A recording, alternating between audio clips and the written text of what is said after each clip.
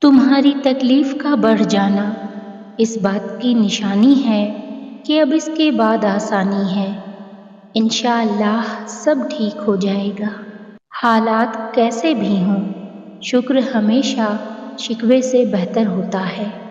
اے اللہ، مجھے ہر اس چیز کی توفیق دے جسے تو پسند کرے۔ یا اللہ، جو سر تیرے سامنے جھکتا ہو اسے دنیا والوں کے سامنے جھکنے سے بچا۔ آمین۔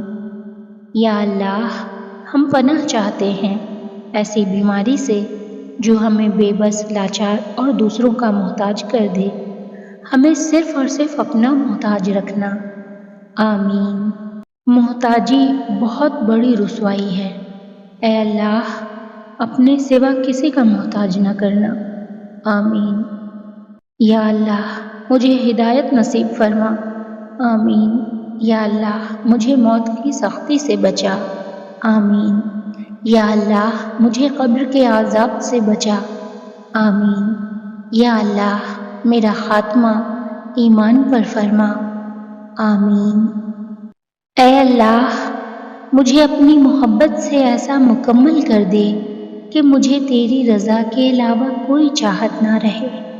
یا اللہ، اس دنیا میں جتنے بھی لوگ بیمار ہیں سب کو صحت و تندرستی والی زندگی عطا فرما۔ آمین۔ یا اللہ، ہم سب کے گھروں میں سکون و برکت عطا فرما اور ہم سب کو ناگہانی آفات سے بچا۔ آمین ثم آمین۔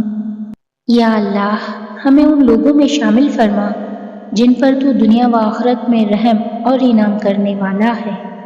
یا اللہ، ہمارے دلوں کی نیک اور جائز تمناؤں کو پورا فرما۔ آمین۔ یا اللہ، یا اللہ، موت کی تلخی، قبر کی سختی، حشر کی شرمندگی، جہنم کی گرمی سے ہماری حفاظت فرما۔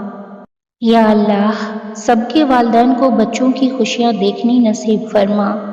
آمین۔ اللہ ہر بیٹے کا خواب سچا کرے اور ہر بیٹی کا نصیب اچھا کرے۔ آمین۔